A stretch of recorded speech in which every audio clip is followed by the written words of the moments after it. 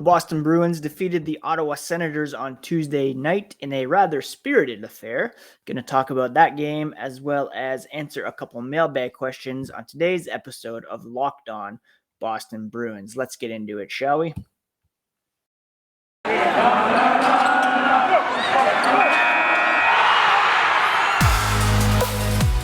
You're Locked On Bruins, your daily podcast on the Boston Bruins. Part of the Locked On Podcast Network, your team every day.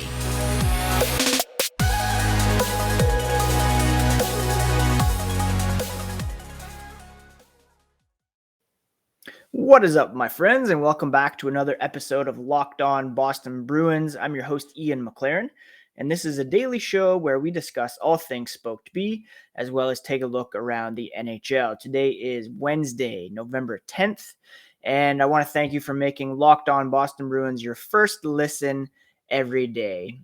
We are available on all podcast platforms for free, and the podcast is now available on YouTube. Today, you can get a sneak peek into my home office living room and possibly get a glimpse of my wife in the background who's painting a hutch while listening to last podcast on the left. So there might be some laughing in the background as well. If you are on Twitter, you can follow the podcast at Locked NHL Bruins, the same handle on Instagram. And you can find me, my hockey tweets, and my dad jokes at Ian C. McLaren as well. I'm also on Instagram if you're looking for some fresh Bessie the Cat content. Now, the Bruins defeating the Ottawa Senators on Tuesday evening at the Garden. It's probably one of the more entertaining games of the season, a very spirited affair. The Senators came in a little shorthanded as several players and an associate coach found themselves on the COVID protocol list. I saw this morning that Josh Brown was placed in COVID-19 protocol here on Wednesday. He played 15 minutes or so of ice time in the loss to the Bruins last night. So hopefully the Senators being at the Garden, playing against the Bruins, that close contact, doesn't spill over to the Bruins. Of course, everybody on the Bruins is fully vaccinated, but that doesn't, remove the possibility that there could be some breakthrough cases. Anyways, like I said, it was a physical, feisty affair. And when that started to ramp up in the second, the Bruins began to perk up as well. They outshot Ottawa by nearly a 3-1 margin during the middle frame. And the Bruins scored their 3 goals of the night, one from Brad Marchand that was kind of deflected off his person into the net off a David Pastrnak shot. Derek Forbort, doing his best Bobby Orr impression, gathered the puck near the blue line and skated in down the left side and beat Matt Murray glove side. And then Patrice Bergeron scored the eventual game winner. Kind of a weird one where there was a broken stick on the ice. The puck found its way to him, and he buried it past Matt Murray. Bergeron said he thought it was the way they had to play. It's not always about blowing guys up, but at least being physical, finishing checks, getting some momentum, making it hard to play. That's what teams have done in the past. You have to respond, and he think it was a good way of responding. They need more of that if they want to be successful and if they want to be consistent, creating some energy and finding ways in games tied like that. Connor Clifton dropped the gloves with Alex Formenton, and Brad Marchand kind of mixed it up with Thomas Chabot late in the second. The Bruins also delivered a number of heavy hits, 2 big ones from Charlie McAvoy on Zach Sanford and Nikita Zaitsev, another big one by Curtis Lazar on Eric Brandstrom.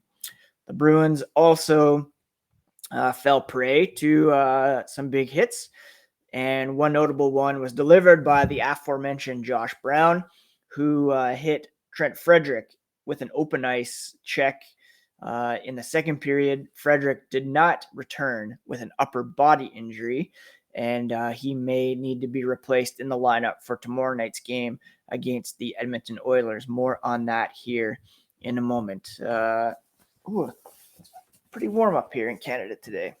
So that, it was cool to see the Bruins mixing it up, getting to the dirty areas, getting physical. Head coach Bruce Cassidy said those are the types of games the Bruins are better in. You have to be able to play in them, be comfortable in them. The temperature of the game went up. They had a good hit. McAvoy responded. He does a lot for the team, obviously, and they need some more guys bringing that too.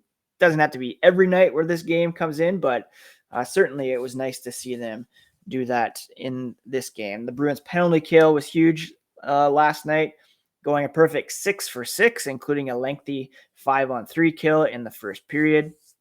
A lot of good reads, communication, according to Bergeron. It was interesting. I was watching the TSN feed of this one, and Gord Miller was on the call, and he, pointed to the very real possibility that Patrice Bergeron and Brad Marchand will be killing penalties for Team Canada at the Olympics in China coming up in the new year.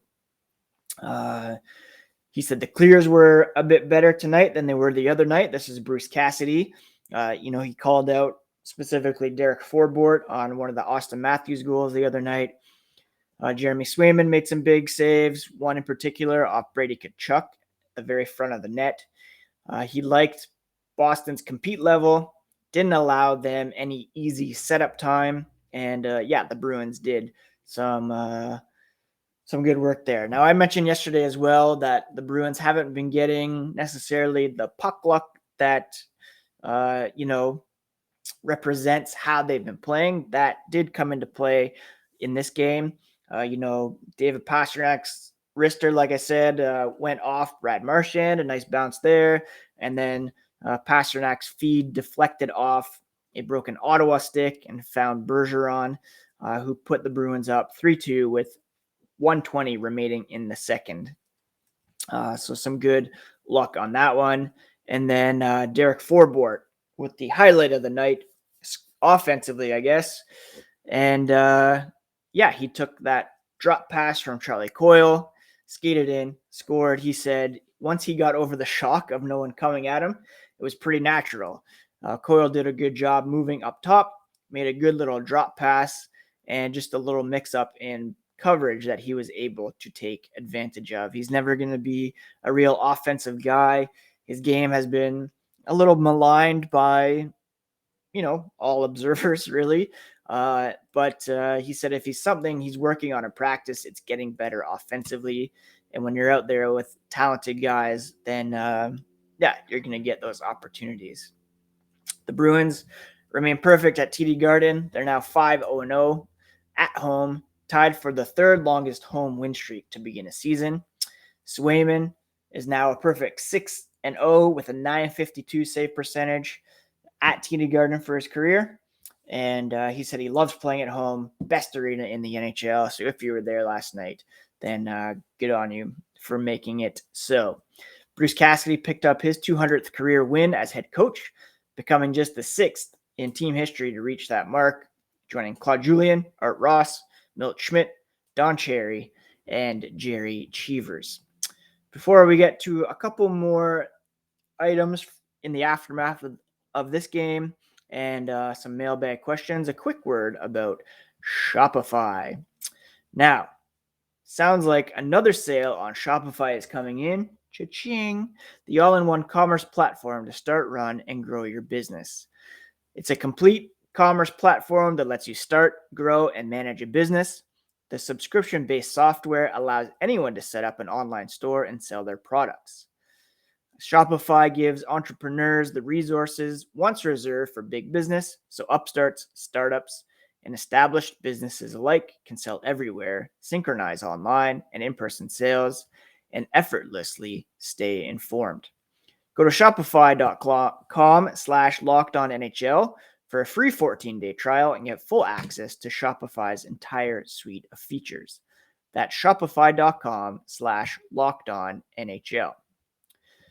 Now, Thanksgiving is coming up, and if you're not big on the calories that come with desserts, you can look for a healthier alternative in the form of Built Bars. One slice of pie is about 300 calories, and that's on the low end, to be honest. Most Built Bars are around 130 calories, 4 grams of sugar, plenty of protein. They're all covered in 100% real chocolate, and they come in some great dessert type flavors like coconut or raspberry. You can share some at your family gatherings. And, maybe Aunt Betty hasn't tried a Built Bar yet and get her on board. There's new surprises all month, limited time flavors arriving at built.com regularly, so check the site often. There's also some Black Friday surprises coming up, so be sure to check built.com regularly. Use promo code LOCKED15 to get 15% off your order. That's promo code LOCKED15 for 15% off at built.com. Again, I want to thank you so much for making Locked On Boston Bruins your first listen every day. Free, available on all podcast platforms, as well as on YouTube. So please subscribe wherever you are able to enjoy the podcast. Now, I mentioned Trent Frederic left the game in the second period. He may not be able to play tomorrow night against Edmonton. That would require someone to be called up. It does look, however, like Nick Foligno is good to go because Jack Studnicka was returned to Providence here on Wednesday morning per Mark Diver, who is very plugged in with the Providence Bruins. So I doubt it's a paper move. It looks like he is going to play centering Jacob Lauko and Chris Wagner tonight. So I would assume we might see Oscar Steen called up, but no guarantees there. We'll keep an eye on things and be sure to keep it locked to Locked NHL Bruins for all the latest there. Now, a couple mailbag questions. The first, I'm just going to ask myself, what is up with Tuukka Rask? You may have seen some updates on his status earlier this week. Kind of blew up thanks to friend of the pod, Jill Murphy, who was at practice and spotted Tuukka Rask skating at Warrior prior to Boston's official session on Monday. Now, he has been skating. What was noteworthy about this one is that he was joined by goalie coach Bob Essensa. So yeah, very interesting to see him skating with team staff. Now, nothing has really changed. Bruce Cassidy on Tuesday said he was told originally the timeline for him to return to play, wherever that is, whether it's Boston or somewhere else. Cassidy added that disclaimer, would be January to February. So the best he can tell is that he's on target for that. He also added Rask is at Warrior in the mornings, working with some of the trainers, using the facility, and then he leaves. Typically, there's some crossover when the Bruins come in, but they've afforded him that ice time, and it's worked out well. He's coming in, being a professional, getting his work done, and it's worked out fine for him to allow him to do that. The Bruins, of course, have been using Linus Ullmark, who signed that 4-year, $20 million contract back in July, as well as rookie Jeremy Swayman in goal. Rask said he wants to come back and he'll only play for the Bruins. So again, time will tell if they can reach a deal. The easiest thing, I guess, would be to send Swayman down to the AHL for the balance of the season if Rask does indeed come back. But for the time being, he's just working his way back to health, and we'll see if he's able to make an official comeback. The other question I got was about television coverage in the States. Obviously, this year, both ESPN and TNT have taken over coverage from NBCSN, and Charlie Coyle, RBW, sent in a tweet asking, how do you feel about both NHL on ESPN and NHL on TNT so far? Now, many of you know, of course, I live in Canada, so my ability to watch all of these things is kind of dependent on what Sportsnet picks up, what feed they pick up. Last night, for example, I could watch the Nesson feed on my phone or my computer. If I go on the Sportsnet app, they just show the TSN feed, actually. So I was watching Gord Miller there. They do pick up the Wednesday night broadcast, and I've seen some of the ESPN stuff, probably more of the TNT. I've thought it's been pretty good so far. It's neat to see Wayne Gretzky on a panel. Not sure if that's the best use of his skills, but yeah, overall it's been pretty entertaining, and I think a definite step up from what we saw from NBC. The calls, I like Kenny Albert calling the games.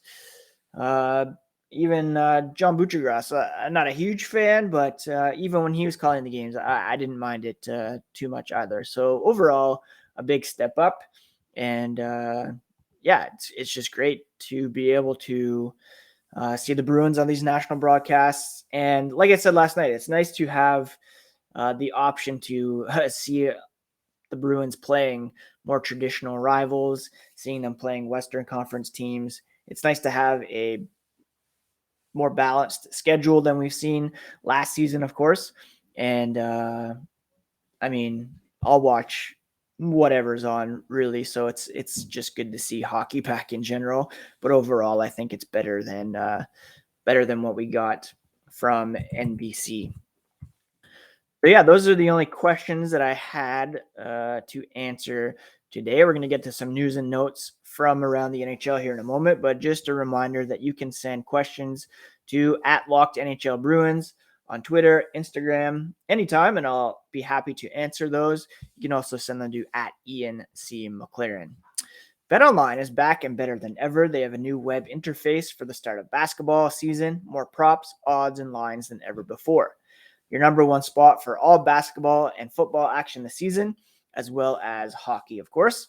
You can head to their new updated desktop or mobile website to sign up today and receive a 50% welcome bonus on your first deposit by using promo code LOCKEDON. The fastest and easiest way to bet on all your favorite sports. Bet online, where the game starts. Okay, let's finish with some news and notes. I guess it was early last evening that the Anaheim Ducks announced they've placed general manager Bob Murray on administrative leave following initial findings of an internal investigation into allegations of improper professional conduct. What does that mean exactly? Well, Frank Saravelli of Daily Faceoff reporting sources claiming Murray created a toxic workplace atmosphere through repeated verbal abuse, harassment of Ducks players, coaches, and personnel, uses intimidation tactics, temper tantrums, fostered a climate of fear throughout the organization. Emily Kaplan of ESPN added, the memo that the NHL sent out in relation to the Blackhawks investigation, prompting people to report such things, may have played a role in this. And I guess it just continues a bit of a cleaning up in hockey, which is great. Montreal Canadiens goalie Carey Price broke his silence yesterday regarding the reason why he entered the NHLPA assistance program last month. He posted on Instagram that he sought treatment for substance abuse after years of neglecting his mental health. He said it could take some time before he returns to action, and he also expressed appreciation for the support and well wishes he's received. I posted on the podcast Twitter account that despite the rivalry between the Bruins and the Canadiens, nothing but love and support for Carey Price. He's one of my favorite non-Bruins, and we wish him all the best for sure as he continues his road back to the Montreal Canadiens and to their crease. Let's see if there's anything churning on the rumor mill. Marc-Andre Fleury could become a trade candidate at some point this season, according to TSN's Chris Johnston, as well as Sportsnet's Elliot Friedman. He was obviously traded to the Blackhawks. Didn't really love that decision, but he thought they could be better than what they were. but it's proving that they have been pretty bad so far. And he probably won't want to see out the season there. The Edmonton Oilers have been floated as a potential landing spot. They've been off to a great start. And, Mike Smith, Mika Koskinen, they're a decent tandem, but having a guy like Fleury on board would just give them an extra edge in my mind. And the Oilers, of course, will be in Boston tomorrow night for Boston's next game. They lost last night, actually, to the Detroit Red Wings, which was a bit of a surprise. But tomorrow night, Bruins, Oilers, definitely preview that game on tomorrow's podcast, as well as bring you all the latest on the black and gold. Here as the Bruins practice on Wednesday, a bit of a lighter group. Grzelcyk, Foligno, Riley, Howla, Clifton, Kuhlman, Zboril, Bleed, and Swayman on the ice. And seems like a lot of the regulars getting the morning off after a pretty rough and tumble affair. So yeah, that's pretty much it. Thank you so much for taking some time to listen to today's episode of Locked On Boston Bruins. Very much appreciate all the support. And you can catch the pod 5 days a week, part of the Locked On Podcast Network, your favorite team every single day. Take care, friends.